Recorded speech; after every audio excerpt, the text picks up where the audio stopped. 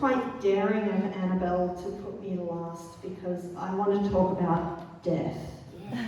I don't even have a lot of jokes in here, so strap in. To whom it may concern, there are some things I need to tell you about death. Human death, specifically.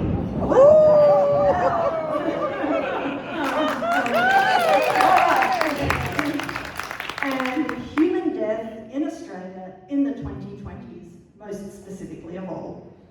You know how it is, dear reader, when your dad is dying. At times like this, death and the things that happen to our bodies once we're dead tend to prey on your mind.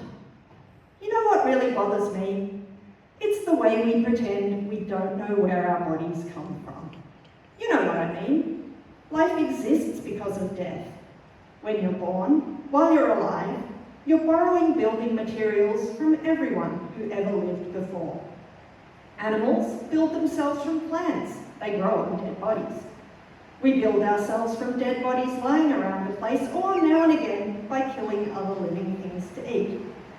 And the deal is that each of us, at the end of our lifetime, returns the materials we built ourselves from so somebody else can use them. You know how the system works, dear reader. While animals, that's us, are alive, our cells work very hard to keep bacteria from taking over our entire body. But as soon as we die, a buildup of carbon dioxide ruptures the cell membranes and the body becomes the domain of the microbes. These and our body's own enzymes begin to break down all the substances we are made of. Insects and scavengers have a go at us while we're breaking down, and once we split apart, beetles arrive to cart away what's left of us, while our liquids seep into the soil to be shared among the plants, fungi, and soil microbes. Thousands of creatures are replete, thanks to us handing over our matter to the great cycle of life. At least this is what would happen if we behaved like any other natural being. But dear reader, this is not what happens. We think we're too good for the natural processes of decay to apply to us. We want to keep our nutrients all to ourselves, even when we're not using them anymore. We fill veins with embalming fluid by caskets designed to keep away worms, rats and flies, and have ourselves buried deep underground. Of course, we can't stop nature altogether. We'll still be eaten away very, very slowly by the bacteria and fungus we all carry around with us.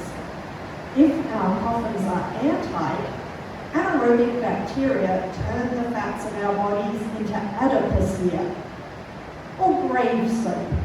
A soap mummy can last for centuries in roughly the same form as the human body it replaced. Many of us, though, prefer high-temperature cremation, during which 400 kilos of carbon dioxide is released and most of our reusable matter is vaporized. What's left is about 1 to 4 kilograms of calcified bone that's high in salt and will kill most plants exposed to large quantities of it.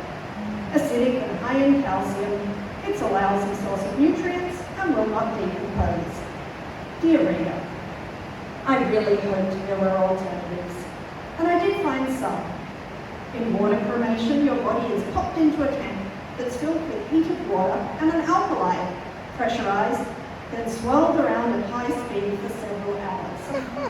At the end of the process, all that's left is your softened skeleton and a benign liquid that can be used on plants or poured into the wastewater system.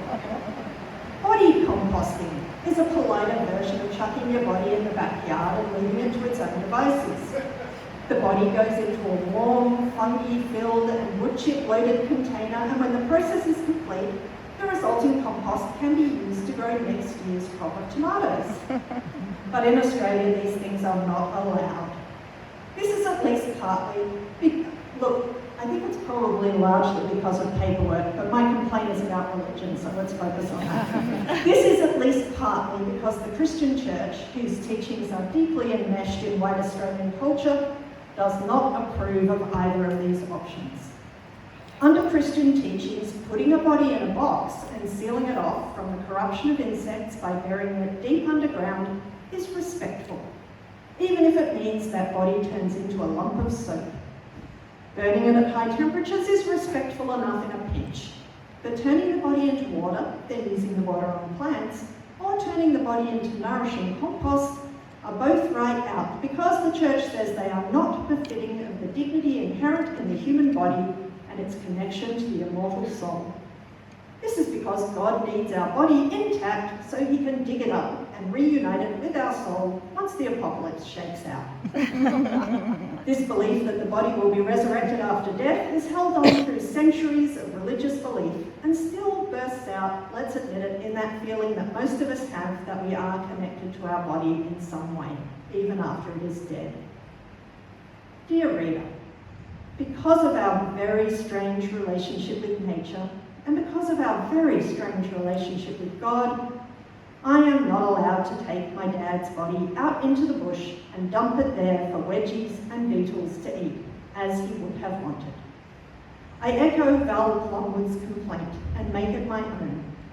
It has seemed to me that our worldview denies the most basic feature of animal existence on planet Earth, that we are food, and that through death we nourish others.